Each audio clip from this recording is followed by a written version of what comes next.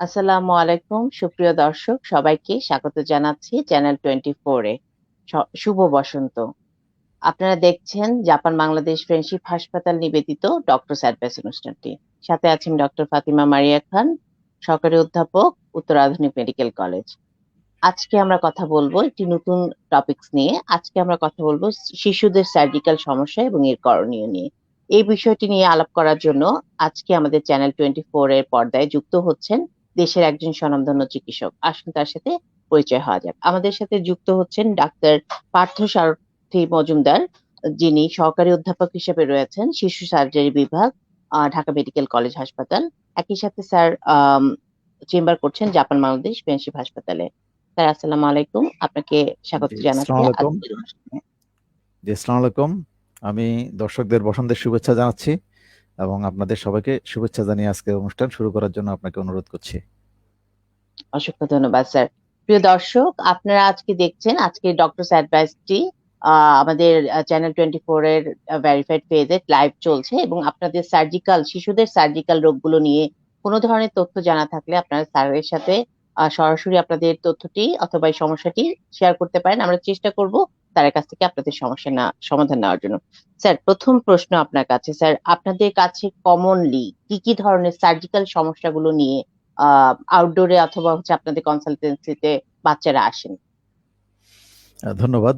আমাদের কাছে বাচ্চারা কিছু জন্মগত সমস্যা নিয়ে আছে, যেমন জন্মগতভাবে পায়খানা রাস্তা না হওয়া, বাচ্চার ঠোঁট কাটা, তালু কাটা, অথবা জন্মগতভাবে বাচ্চার খাদ্যনালী বের হয়ে থাকে। এগুলো সবসময় ইমার্জেন্সিতে আসে। আর আউটডোরে আমাদের কাছে যেসব রোগী আসে বা আমাদের চেম্বারে যেসব রোগী আসে, যেমন বাচ্চাদের ইঙ্গুইনাল হার্নিয়া বা গোড়ালির ওখানে ফুলে যায়, বাচ্চাদের নাভির মধ্যে হার্নিয়া, বাচ্চাদের অন্ডকোষ স্বাভাবিক জায়গায় না থাকা, তারপরে বাচ্চাদের প্রস্রাবের রাস্তা স্বাভাবিক জায়গায় না থাকা, লিঙ্গের হয় উপরের দিকে থাকে, না হলে লিঙ্গের আন্ডার সারফেস বা ভেন্ট্রাল সারফেসে থাকে। এসব সমস্যা নিয়ে আমাদের কাছে সাধারণত বাচ্চারা আসে। এবং নাভির কিছু সমস্যা, যেমন নাভি দিয়ে অনেকদিন ধরে বারবার পুজ যাচ্ছে, নাভিতে বারবার ইনফেকশন হচ্ছে, নাভি ফুলে যাচ্ছে, এই ধরনের সমস্যা নিয়ে আমাদের কাছে আসে। আবার কিছু বাচ্চা আসে আমাদের কাছে, বাচ্চাদের খুব কনস্টিপেশন হয়, বাচ্চাদের ঠিকমতো পায়খানা হয় না, কোষ্ঠকাঠিন্য হয়, বাচ্চাদের পায়খানার সাথে রক্ত যায়। আবার বাচ্চাদের বিভিন্ন টিউমার সমস্যা নিয়েও আমাদের কাছে বাচ্চারা আসে। তো আমরা দর্শকদের উদ্দেশ্যে যেসব বিষয়ে আলাপ করতে চাই সেগুলা নিয়ে আপনারা বললে আমরা ওইসব বিষয়ে হয়তো আলাপ করব। অসংখ্য ধন্যবাদ স্যার। প্রিয় দর্শক, আপনারা দেখছেন আজকের জাপান বাংলাদেশ ফ্রেন্ডশিপ হাসপাতাল নিবেদিত আজকে ডক্টর অ্যাডভাইসটি। আমাদের সাথে আছেন আজকে ডাক্তার পার্থ সারথী মজুমদার স্যার, যিনি সহকারী অধ্যাপক হিসেবে আছেন শিশু সার্জারি বিভাগ, ঢাকা মেডিকেল কলেজ হাসপাতালে। একই সাথে স্যার জাপান বাংলাদেশ ফ্রেন্ডশিপ হসপিটালে নিয়মিত চেম্বার করছেন। স্যার, এই পর্যায়ে আপনার কাছে আমাদের প্রথম প্রশ্ন। স্যার, আপনি যেটা বলেছেন সার্কামসেশনটা আসলে কি, অথবা এটা কি ধরনের সমস্যা নিয়ে আপনাদের কাছে বাচ্চারা আসে? বাচ্চারা সার্কামসিশনের জন্য আমাদের কাছে আসে, কিছু আছে সার্জিক্যাল কারণে, যেমন ধরেন বাচ্চার বারবার প্রস্রাবে ইনফেকশন হচ্ছে, অথবা বাচ্চার প্রস্রাবে চিকন নালীতে প্রস্রাব হচ্ছে, অথবা বাচ্চার লিঙ্গের চামড়াটা রিট্রাক্ট করা যায় না, অথবা রিট্রাক্ট হয়ে গেলে আবার আগের পজিশনে রিপোজিশন করা যায় না, এসব কারণে আসে। আবার বেশিরভাগ অংশই আসে ধর্মীয় কারণে বা আমাদের সামাজিক কারণে মুসলমানি করানোর জন্য আসে। তো এইসব ক্ষেত্রে সার্কামসিশনের জন্য যখন আসে, তখন আমরা বলি যে বাচ্চাদের অন্তত কিছু জিনিস আমাদেরকে দেখে নিতে হবে। যেমন বাচ্চার জন্মগতভাবে কোনো ব্লিডিং ডিজঅর্ডার আছে কিনা, মানে তার কোনো জায়গায় কেটে গেলে রক্ত জমাট বাঁধার যে সৃষ্টিকর্তা প্রদত্ত যে সিস্টেম আছে সেখানে কোনো সমস্যা আছে কিনা, এটা আমাদেরকে অবশ্যই দেখে নিতে হবে। এই জিনিসটা দেখে নিয়ে আমরা তারপরে মুসলমানি করার জন্য উপদেশ দিই। যদি বাচ্চার সার্জিক্যাল কোনো কারণ না থাকে, তাহলে শুধু ধর্মীয় কারণে যদি মুসলমানি করতে হয়, তাহলে আমরা বলবো যে বাচ্চাকে 4-5 বছরের আগে মুসলমানি করানোর প্রয়োজন নেই। আর যদি সার্জিক্যাল কারণে, মানে যেসব কারণে মুসলমানি না করলে বাচ্চার অসুবিধা হবে, সেগুলো আমরা যে কোনো সময় করতে পারি। মানে সেটা 4-5 বছরের আগে যখনই প্রয়োজন হবে তখনই করা যাবে। অসংখ্য ধন্যবাদ স্যার। প্রিয় দর্শক, আপনারা কিন্তু আজকে স্যারের কাছ থেকে কিন্তু এই ধরনের সার্জিক্যাল সমস্যাগুলো সমাধান কিন্তু সহজেই পেয়ে যাচ্ছেন।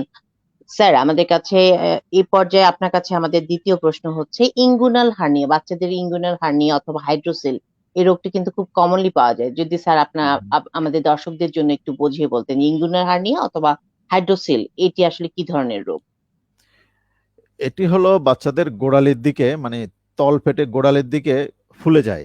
কখন ফুলে যায়? বাচ্চা যখন কান্নাকাটি করে, বাচ্চা যখন হাসতে থাকে, বাচ্চা যখন খেলাধুলা করে, দৌড়ঝাঁপ করে, তখন গোড়ালির দিকে ফুলে যায়। এবং বাচ্চা আবার যখন বিশ্রামে থাকে, যখন রেস্টে থাকে বা ঘুমিয়ে থাকে, তখন এই ফুলাটা অটোমেটিক্যালি কমে যায়। এটাকে আমরা হার্নিয়া বলি। এটা আসলে কেন হয়? এটা হয় হলো সব বাচ্চার অন্ডকোষ তৈরি হয় পেটের ভিতরে, এবং অন্ডকোষটা পেটের ভিতর থেকে একটা পথ দিয়ে স্ক্রোটামে বা আমাদের যেখানে অন্ডকোষ থাকে সেখানে বের হয়ে আসে। এবং যেই পথ দিয়ে অন্ডকোষটা বের হয়ে আসে, ওই পথটা যদি কোনো কারণে বন্ধ না হয়, তখন ইঙ্গুইনাল হার্নিয়া বা হাইড্রোসিল এই জিনিসগুলো তৈরি হয়। তো বেশিরভাগ ক্ষেত্রে নর্মালি মানে অন্ডকোষ যে পথ দিয়ে নেমে আসে ওই পথ জন্মের আগেই বন্ধ হয়ে যায়। যদি কোনো কারণে ওই পথ বন্ধ না হয়, এটাকে আমরা বলি প্রসেসাস ভেজানালিস। এই পথটা যদি কোনো কারণে প্যাটেন্ট থেকে যায়, মানে কোনো কারণে যদি এই পথ বন্ধ না হয়, তাহলে ওই পথ দিয়ে বাচ্চার পেট থেকে পেটের বিভিন্ন অঙ্গ যেমন খাদ্যনালী বা ওমেন্টাম এগুলা বের হয়ে আসতে পারে। এই কন্ডিশনটাকে আমরা বলি ইঙ্গুইনাল হার্নিয়া। আর যদি খাদ্যনালী বা ওমেন্টাম বা অন্য কোনো অঙ্গ বের হয়ে না আসে, পথটা এতই ছোট বা এতই চিকন যে ওই পথ দিয়ে শুধুমাত্র পানিটাই নেমে আসে, পেটের পানিটাই নেমে আসে, তখন সেটাকে আমরা বলি হাইড্রোসেল। যদি বাচ্চার ইঙ্গুইনাল হার্নিয়া হয়, তাহলে অবশ্যই তাকে সার্জারি করতে হবে। আর যদি হাইড্রোসিল হয়, মানে পথটা এতই ছোট যে ওই পথ দিয়ে শুধুমাত্র পানি বেরোয় আসে, অন্য কোনো অঙ্গ বেরোয় আসতে পারে না, খুব চিকন পথ, এই জন্য শুধু পানিটাই নেমে আসে, তখন আমরা এই কন্ডিশনটাকে বলি হাইড্রোসিল। হাইড্রোসিল হলে সব ক্ষেত্রে অপারেশন প্রয়োজন হয় না। বাচ্চার বয়স 2 বছরের কম হলে আমরা 2 বছর বয়স পর্যন্ত অপেক্ষা করতে বলি। কারণ 2 বছর বয়সের মধ্যে যদি হাইড্রোসিল হয়, তাহলে এটা বেশিরভাগ ক্ষেত্রে এটা স্পন্টেনিয়াসলি রিজলভ হয়ে যাবে। এটা কোনো অপারেশনের বেশিরভাগ ক্ষেত্রে প্রয়োজন হয় না। বলতে গেলে 100 জনের মধ্যে 90 থেকে 95 জনের হাইড্রোসিলের ক্ষেত্রে কোনো অপারেশন প্রয়োজন হয় না, স্পন্টেনিয়াসলি ওই পথটা রিজলভ হয়ে যায়। আর যদি 2 বছর বয়সের পরও এই পথ প্যাটার্ন থেকে যায়, তার অন্ডকোষে যদি অন্ডকোষের চারপাশে পানি চলে আসে, তাহলে তখন আমরা 2 বছর বয়সের পরে হাইড্রোসিলের জন্য অপারেশন করতে বলি। আর যদি ইঙ্গুইনাল হার্নিয়া হয়, সেক্ষেত্রে 100% ক্ষেত্রে অপারেশন লাগবে। যদি ইঙ্গুইনাল হার্নিয়া হয়, তাহলে এই হার্নিয়াল ডিফেক্টটা কোনো দিন স্পন্টেনিয়াসলি বন্ধ হয়ে যাবে না। আর যদি আমরা অপেক্ষা করি, তাহলে এসব ক্ষেত্রে কিছু কমপ্লিকেশন হতে পারে। যেমন বাচ্চার খাদ্যনালী যদি বেরোয় আসে, ইন্টেস্টাইন যদি বেরোয় আসে, তাহলে যে কোনো সময় বাচ্চার খাদ্যনালী বা ইন্টেস্টাইন হার্নিয়াল ডিফেক্টের ওখানে আটকে যেতে পারে বা অবস্ট্রাকশন হয়ে যেতে পারে। যদি অবস্ট্রাকশন হয়ে যায়, বেশিক্ষণ যদি ইন্টেস্টাইন অবস্ট্রাক্টেড অবস্থায় থাকে, তাহলে ওখানে ইন্টেস্টাইনের মধ্যে রক্ত চলাচল বন্ধ হয়ে যাবে। রক্ত চলাচল বন্ধ হয়ে গেলে, বেশি দেরি হলে, 3 থেকে 6 ঘন্টার বেশি দেরি হলে ইন্টেস্টাইন পচে যাবে বা খাদ্যনালী পচে যাবে। যদি খাদ্যনালী পচে যায়, তাহলে এটা কিন্তু মারাত্মক সমস্যা। সেজন্য আমরা বলবো, যদি বাচ্চার হার্নিয়া হয়, তাহলে অবশ্যই যত তাড়াতাড়ি সম্ভব অপারেশন করে ফেলাই ভালো। মানে একদম যখনই ডায়াগনোসিস হবে তখনই করতে হবে এমন না, তবে খুব বেশি দেরি না করা অবশ্যই ভালো। এবং হার্নিয়ার ক্ষেত্রে আমি একটা কথা বলবো মায়েদের উদ্দেশ্যে বা বাবাদের উদ্দেশ্যে, যে যত কম বয়সে হার্নিয়া হবে, ইঙ্গুইনাল হার্নিয়া হবে, এটা অবস্ট্রাকশন হওয়ার ঝুঁকি তত বেশি। সেজন্য যদি বাচ্চার বয়স যাই হোক, যদি হার্নিয়া ডায়াগনোসিস হয়, ইঙ্গুইনাল হার্নিয়া যদি ডায়াগনোসিস কনফার্ম হয়, তাহলে যত তাড়াতাড়ি সম্ভব এটা অপারেশন করে ফেলাই ভালো। অসংখ্য ধন্যবাদ স্যার। প্রিয় দর্শক, আপনারা আজকের ডক্টর অ্যাডভাইস অনুষ্ঠানটি দেখছেন লাইভ প্রোগ্রামের মাধ্যমে চ্যানেল 24 এর ভেরিফাইড পেজ থেকে। স্যার, আমরা একজন দর্শকের প্রশ্ন নিতে চাই। দর্শক আমাদেরকে প্রশ্ন করেছেন, সার্কামসিশনের আসলে প্রয়োজনীয়তাটা কি এবং এটা কোনো ধরনের বয়সের সীমা কি আছে কিনা? সার্কামসিশনের প্রয়োজনীয়তা আমি অলরেডি বলেছি। সার্জিক্যাল সমস্যা হলো যেমন ফাইমোসিস, মানে বাচ্চার লিঙ্গের মাথায় যে বাড়তি চামড়াটা আছে, ওই চামড়ার ছিদ্রটা যদি বন্ধ থাকে, যার কারণে তার প্রস্রাবে বাধা পাচ্ছে, এসব ক্ষেত্রে অবশ্যই সার্কামসিশন করতে হবে। বাচ্চার যদি কোনো কারণে বারবার ইউরিনারি ট্র্যাক্টে ইনফেকশন হচ্ছে, বারবার প্রস্রাবের রাস্তায় ইনফেকশন হচ্ছে, তাহলে তার সার্কামসিশন করে নিতে হবে। আবার বাচ্চার যদি ফেরাফাইমোসিস, মানে তার চামড়ার অরিফিসটা খুব ছোট এবং এটা কোনো কারণে ফোর্সফুলি রিট্রাক্ট করার পরে আবার যদি আগের পজিশনে আনা না যায়, তাহলে অবশ্যই তাকে জরুরি ভিত্তিতে সার্কামসিশন করে নিতে হবে। আর আর আমাদের ক্ষেত্রে, আমরা বেশিরভাগ ক্ষেত্রে আমাদের ধর্মীয় কারণে বা সামাজিক কারণে আমরা মুসলমানি করি। যদি ধর্মীয় কারণ বা সামাজিক কারণে হয়, তাহলে আমরা বলবো 4-5 বছর থেকে শুরু করে যে কোনো বয়সে করা যাবে, 4-5 বছর থেকে শুরু করতে হবে, 4-5 বছরের আগে করার প্রয়োজন নেই। আর যদি সার্জিক্যাল কারণ হয়, যখনই সার্জিক্যাল কারণ দেখা দিবে তখনই করতে হবে। অসংখ্য ধন্যবাদ স্যার। প্রিয় দর্শক, আপনি আপনার প্রশ্নের উত্তরটি কিন্তু পেয়ে গেলেন। স্যার, আমাদের পরবর্তীতে একটা প্রশ্ন আমি করতে চাচ্ছি আপনার কাছে। স্যার, আমরা খুব কমনলি জানি অন্ডকোষের ব্যথা নিয়ে কিন্তু শিশুরা সবসময় প্রায় সময় আপনাদের পেডিয়াট্রিক সার্জারিতে এসে মানে সার্জারির জন্য আসেন। তো সেক্ষেত্রে স্যার অন্ডকোষের ব্যথা অথবা এই ব্যথার পিছনে আসলে স্যার কি কি কজ হতে পারে? আর সেক্ষেত্রে হচ্ছে কি কনজারভেটিভ ট্রিটমেন্ট কি আসলে প্রযোজ্য না? সেক্ষেত্রে স্যার হচ্ছে সার্জিক্যাল প্রয়োজনীয়তার বেশি, যদি আমাদের একটু বলতেন। মানে অন্ডকোষে ব্যথা আসলে বাচ্চাদের ক্ষেত্রে কয়েকটা কারণে হয়। যেমন অন্ডকোষে যদি কোনো কারণে ইনফেকশন হয়, আবার যদি অন্ডকোষ যদি প্যাঁচ খেয়ে যায়, মানে বাচ্চাদের আসলে একটা জিনিস বুঝতে হবে, অন্ডকোষ উপর থেকে নিচে রক্তনালী দিয়ে ঝুলে থাকে, এবং যে কোনো সময় অন্ডকোষ কিন্তু প্যাঁচ খেয়ে যেতে পারে। এই কন্ডিশনটাকে আমরা বলি টেস্টিকুলার টর্শন। যেসব কারণে অন্ডকোষে ব্যথা হয়, আমরা এই দুটাকে সবচেয়ে বেশি কমন হিসেবে পাই। যে অন্ডকোষে ইনফেকশন, এটা প্রস্রাবের রাস্তা থেকে রেট্রোগ্রেডলি ইনফেকশনটা অন্ডকোষে চলে আসে। যদি অন্ডকোষে ইনফেকশন হয়, তাহলে এটা কনজারভেটিভ ট্রিটমেন্টে বেশিরভাগ ক্ষেত্রে ভালো হয়ে যাবে। আর যদি অন্ডকোষে ব্যথা যদি টর্শনের জন্য হয়, যদি প্যাঁচ খেয়ে যাওয়ার জন্য হয়, তাহলে অবশ্যই as early as possible surgically এটা কারেক্ট করতে হবে। কারণ অন্ডকোষে ব্যথা যদি হয়, তাহলে আমি মায়েদেরকে বলবো যত তাড়াতাড়ি সম্ভব একজন শিশু সার্জনের পরামর্শ নেওয়ার জন্য। যদি অন্ডকোষে টর্শনের জন্য হয়, তাহলে এইসব ক্ষেত্রে অন্ডকোষ স্বাভাবিক পজিশনের চেয়ে একটু উপরে উঠে যায়, এবং অন্ডকোষটা নর্মালি যে লঙ্গিটিউডিনাল ডিরেকশনে থাকে সেটা একটু চেঞ্জ হয়ে যায়, এটা অবলিক বা ট্রান্সভার্স হয়ে যায়। আর এসব ক্ষেত্রে আমরা ডায়াগনোসিস কনফার্ম করার জন্য একটা ডুপ্লেক্স আল্ট্রাসাউন্ড করতে বলি। যদি ডুপ্লেক্স আল্ট্রাসাউন্ড করি, তাহলে টর্শনের ক্ষেত্রে আমরা দেখবো যে অন্ডকোষের রক্ত চলাচল বন্ধ হয়ে গেছে। আর যদি ইনফেকশনের জন্য হয়, কন্ডিশনটাকে আমরা বলি অ্যাকিউট এপিডার্মোরকাইটিস, এই কন্ডিশনে অন্ডকোষের রক্ত চলাচল আরো স্বাভাবিকের চেয়ে বেড়ে যায়। যদি অন্ডকোষের রক্ত চলাচল স্বাভাবিকের চেয়ে বেশি হয়, তাহলে আমরা ইনফেকশন ডায়াগনোসিস কনফার্ম করি। আর যদি রক্ত চলাচল একেবারে বন্ধ হয়ে যায়, তাহলে আমরা এই কন্ডিশনটাকে টেস্টিকুলার টর্শন বলি। যদি ইনফেকশনের জন্য অন্ডকোষে ব্যথা হয়, তাহলে অ্যান্টিবায়োটিকের মাধ্যমে, ব্যথার ওষুধের মাধ্যমে এটা বেশিরভাগ ক্ষেত্রে ভালো হয়ে যাবে। আর যদি টর্শন হয়, তাহলে অবশ্যই অ্যাজ আর্লি অ্যাজ পসিবল আমরা অপারেশন করে ফেলতে বলবো। কারণ অন্ডকোষে রক্ত চলাচল যদি 6 ঘন্টার বেশি যদি বন্ধ থাকে, তাহলে অন্ডকোষ কিন্তু গ্যাংগ্রিন হয়ে যাবে বা অন্ডকোষ কিন্তু পচে যাবে। সেক্ষেত্রে অন্ডকোষ ফেলে দেওয়া ছাড়া বিকল্প কোনো সুযোগ আর থাকে না। যদি কোনো জায়গায় এমন হয় যে অন্ডকোষে ব্যথা হচ্ছে কিন্তু ডুপ্লেক্স স্ক্যান করার সুযোগ নেই বা সময় নষ্ট হবে, সেসব ক্ষেত্রে কিন্তু আমরা মায়েদের বলবো যত তাড়াতাড়ি সম্ভব উইদিন 6 আওয়ার্স, মানে 6 ঘন্টার মধ্যে অপারেশন করে ফেলার জন্য। তাহলে অন্ডকোষটা সেভ করা যাবে। যদি টর্শন হয়, তাহলে অন্ডকোষের প্যাঁচ ঠিক করে অন্ডকোষটা ফিক্স করে দিতে হবে, যাতে ভবিষ্যতে আর কখনো প্যাঁচ খেতে না পারে। যদি এসব ক্ষেত্রে অপারেশন দেরি করা হয়, তাহলে আমাদেরকে অন্ডকোষ ফেলে দিতে হবে, কারণ অন্ডকোষ 6 ঘন্টার বেশি রক্ত চলাচল বন্ধ থাকলে অন্ডকোষ পচে যায়। এসব ক্ষেত্রে ফেলে দেওয়া ছাড়া বিকল্প কোনো পথ থাকে না। সেজন্য আমি বলবো, যদি অন্ডকোষে ব্যথা হয়, যত তাড়াতাড়ি সম্ভব সময় নষ্ট না করে একজন শিশু সার্জনকে দেখিয়ে নেওয়ার জন্য। অসংখ্য ধন্যবাদ স্যার। প্রিয় দর্শক, আপনারা কিন্তু খুব গুরুত্বপূর্ণ কিছু তথ্য জানতে পারলেন স্যারের কাছ থেকে। কখন আসলে আমরা এই টেস্টিকুলার টর্শন অথবা এই অন্ডকোষের ব্যথা নিয়ে আসলে সিভিয়ার পর্যায়ে চলে যেতে পারে। স্যার, এই পর্যায়ে আমরা আরেকটি প্রশ্নতে যাচ্ছি। কনজেনিটাল একটা ডিসঅর্ডারের নাম হচ্ছে আনডিসেন্ডেড টেস্টিস, যেটা জন্মগতভাবে হয় বাচ্চাদের। তো স্যার, আপনার কাছে আমাদের প্রশ্ন হচ্ছে এই আনডিসেন্ডেড টেস্টিস বলতে আসলে কি বোঝায়? আর এই এই ডিসঅর্ডারটা নিয়ে আসলে কি কি উপসর্গ নিয়ে শিশুরা প্রেজেন্ট করে? আনডিসেন্ডেড টেস্টিস হলো বাংলায় বলতে গেলে অন্ডকোষ নামেনি। অন্ডকোষ নর্মালি স্ক্রোটামের মধ্যে বা থলির মধ্যে থাকে। যদি কোনো কারণে অন্ডকোষ থলি পর্যন্ত না যায়, তাহলে এই কন্ডিশনটাকে আমরা বলি আনডিসেন্ডেড টেস্টিস। নর্মালি সব ছেলে বাচ্চার অন্ডকোষের উৎপত্তি বা অন্ডকোষ যেখানে তৈরি হয়, সেটা কিন্তু পেটের ভিতরে তৈরি হয়।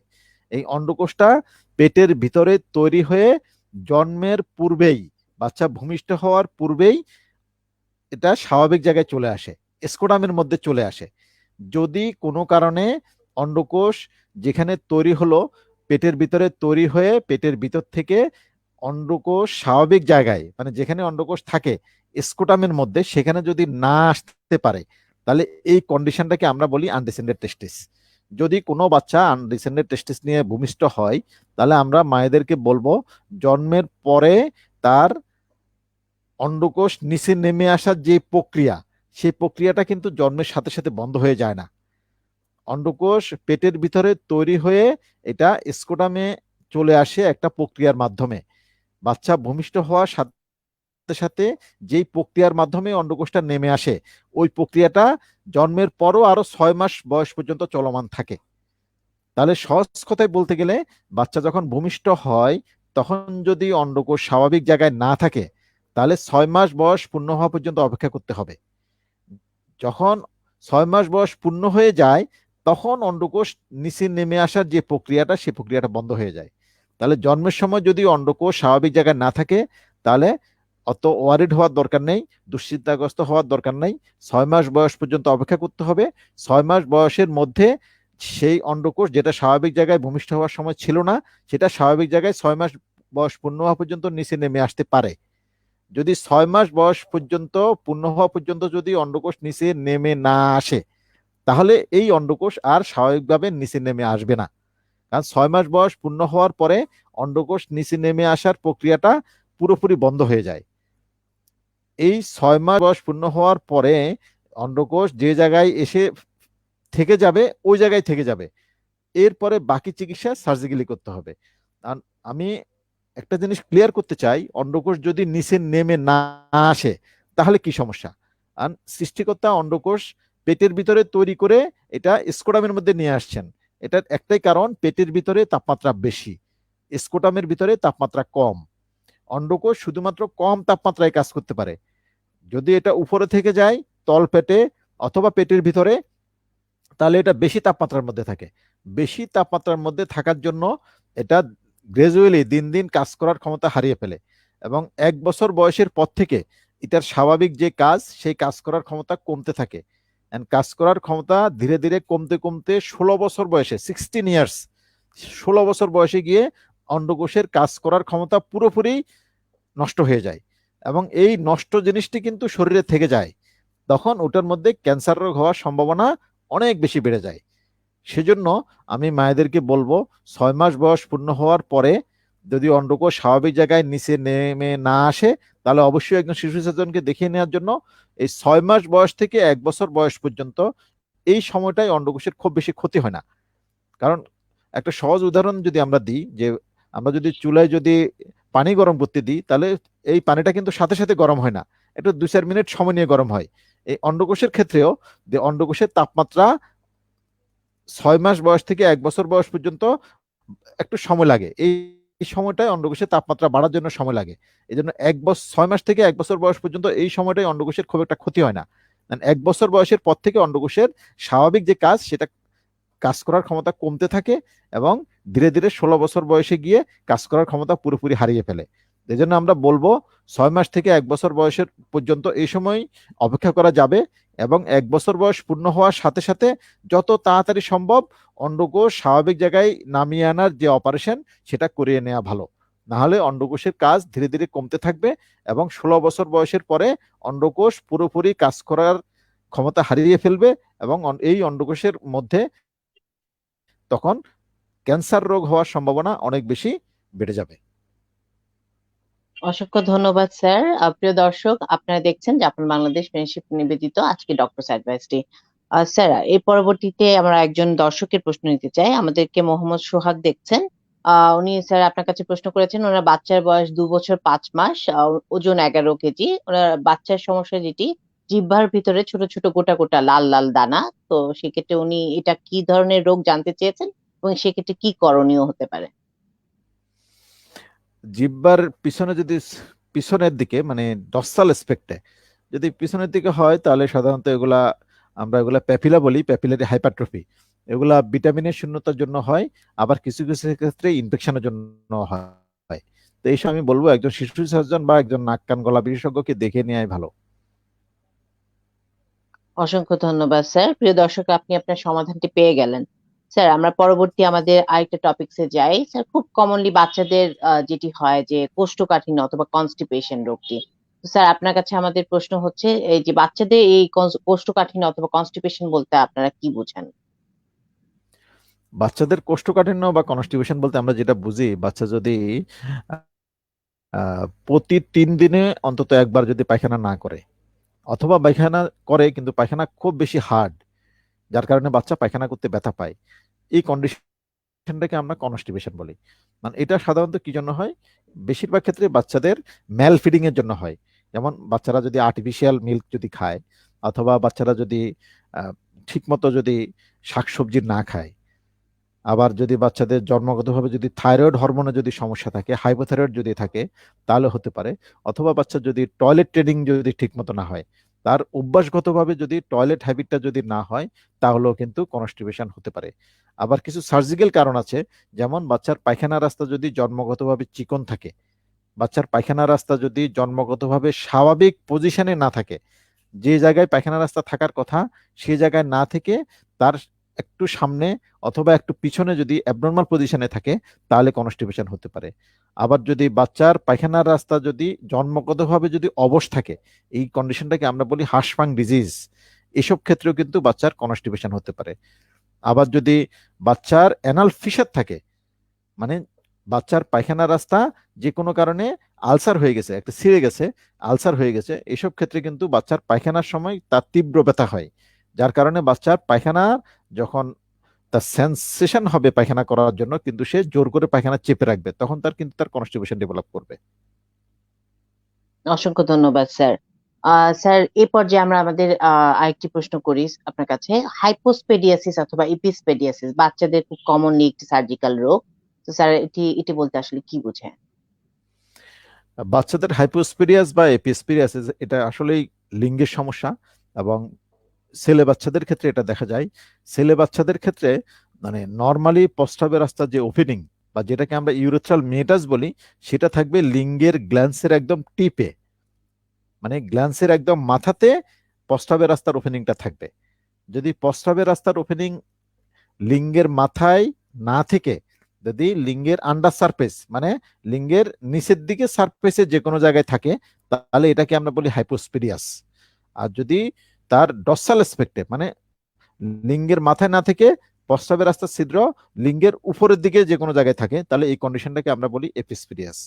যদি এই কন্ডিশন যদি নিয়ে যদি কোনো বাচ্চার জন্মায়, তাহলে আমি বাচ্চার মা বাবাকে বলবো কোনো অবস্থাতেই তার সারকামসিশন করা যাবে না, মুসলমানি করা যাবে না। কারণ তার প্রস্রাবের রাস্তা রিকনস্ট্রাকশন করতে হবে। মানে প্রস্রাবের রাস্তা যদি হাইপোস্পিরিয়াস হয় আন্ডার সারফেসে, এপিস্পিরিয়াস হয় উপরের সারফেসে থাকবে, এই কন্ডিশনটাকে সার্জিক্যালি কারেকশন করার জন্য, প্রস্রাবের রাস্তাকে তার লিঙ্গের মাথায় নেওয়ার জন্য, তার যে মুসলমানের সময় যে চামড়াটুকু আমরা ফেলে দিই, এই চামড়াটাকে আমরা ব্যবহার করি। সেজন্য আমি মায়েদেরকে বলবো, যদি বাচ্চার হাইপোস্পিরিয়াস বা এপিস্পিরিয়াস থাকে, তাহলে কোনো অবস্থাতেই বাচ্চার মুসলমানি করা যাবে না। এটা অবশ্যই একজন শিশু সার্জনকে দেখাতে হবে, এবং শিশু সার্জনকে দেখিয়ে বাচ্চার বয়স 2 বছর বয়স পূর্ণ হওয়ার পরে যে কোনো সময়, 2 বছর থেকে আমরা বলবো 4 থেকে 5 বছর বয়সের মধ্যে এটা সার্জিক্যালি কারেকশন করতে হবে। আর যদি এটা সার্জিক্যালি কারেকশন করা না হয়, তাহলে বাচ্চার কসমেটিক সমস্যা হবে, বাচ্চার সেক্সুয়াল ফাংশনের সমস্যা হবে, এবং বাচ্চার পোটেন্সিতে সমস্যা হবে, মানে তার স্বামী সহবাস যেটা করার, সেখানে তার সমস্যা হবে। এটা 2 বছর থেকে 4 বছর থেকে ম্যাক্সিমাম 5 বছর বয়সের মধ্যে অবশ্যই এটা কারেকশন করে নিতে হবে। অসংখ্য ধন্যবাদ স্যার। প্রিয় দর্শক, আমরা আমাদের অনুষ্ঠানের শেষ পর্যায়ে চলে এসেছি। আপনারা দেখছেন জাপান বাংলাদেশ ফ্রেন্ডশিপ হাসপাতাল নিবেদিত আজকে ডক্টর অ্যাডভাইসটি। আজকে আমাদের সাথে ছিলেন ডাক্তার পার্থ সারথী মজুমদার স্যার, অ্যাসিস্ট্যান্ট প্রফেসর, শিশু সার্জারি বিভাগ, ঢাকা মেডিকেল কলেজ হাসপাতাল। স্যারকে অসংখ্য ধন্যবাদ জানাচ্ছি চ্যানেল 24 এবং জাপান বাংলাদেশ ফ্রেন্ডশিপ হাসপাতালের পক্ষ থেকে আমাদের সাথে যুক্ত হওয়ার জন্য স্যার। ধন্যবাদ আপনাকে। প্রিয় দর্শক, আমরা স্যারকে আমাদের পক্ষ থেকে শুভেচ্ছা জানিয়ে এবং বসন্তের শুভেচ্ছা জানাচ্ছি স্যারকে এবং অবশ্যই আপনাদেরকে। এবং প্রিয় দর্শক, আমরা আজকের মতো আমাদের আজকের এই ডক্টর অ্যাডভাইস অনুষ্ঠানটি এখানে শেষ করছি। পরবর্তী আরেকটি অনুষ্ঠান দেখার জন্য আপনাদের সবাইকে আমন্ত্রণ জানিয়ে আমি ডক্টর ফাতিমা মারিয়া খান আজকের মতো এখানে বিদায় নিচ্ছি। আসসালামু আলাইকুম।